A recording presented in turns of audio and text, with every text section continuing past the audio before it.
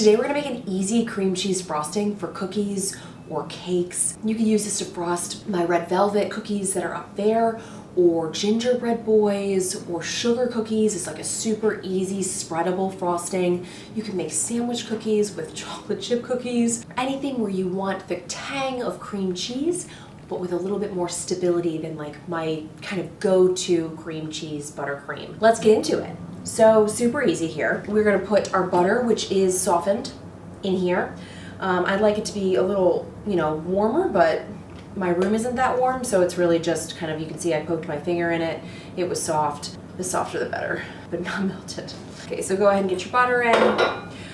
We can go ahead and add our cream cheese, which has also been sitting out at room temperature, so they should be about the same temperature. And then you can make this in a stand mixer, of course, but I'm just gonna go ahead and do it by hand, which I always regret, but it's fine. So just go ahead and start by creaming those together, get them nice and incorporated, and then gradually increase the speed. You want them to be nice and light and fluffy. It's gonna make your overall icing a lot nicer. All right, go ahead and turn that off. We're gonna go ahead and add our confectioner sugar just slowly. Mine is pretty chunky, so I'm gonna actually sift mine. You don't have to sift it. Obviously, this is an American buttercream, and generally it's not this serious, but there are only so many lumps that you can get out. So make sure it starts on low. Start to incorporate that slowly. Okay, add some more. You can add it all at once, but then it's gonna take longer to incorporate, and who's got the time?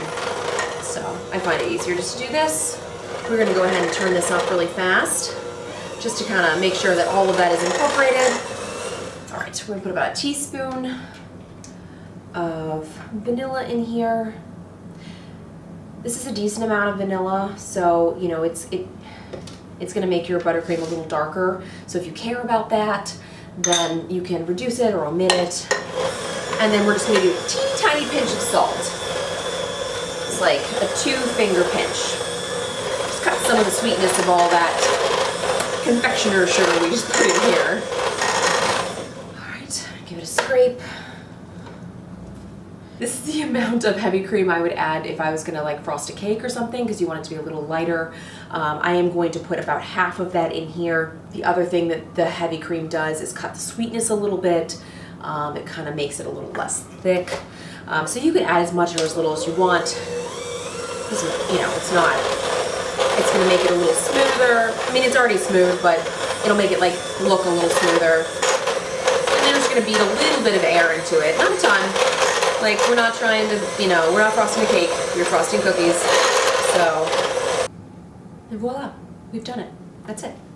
Now we've made, it's thick. You can see that this is like a little thicker than, say, my traditional American buttercream that's up there. This is now ready. It's beautiful. She's ready for, icing your favorite cookie, like my red velvet cookies that are up there, or even just, you could frost a cake with this. It's gonna be less kind of tangy, a little bit thicker than my cream cheese buttercream, but it's still gonna be really delightful. It's gonna be very nice, and it will be more structurally sound. So say you wanted to make kind of a molded cake, or you wanted to, have a really tall carrot cake. My cream cheese American buttercream might not be perfect for that, because it is a little looser, a little softer, because it has more cream cheese in it. But this one would give you kind of a little bit of that tang and a little bit more structure. So many things you can do with this cake.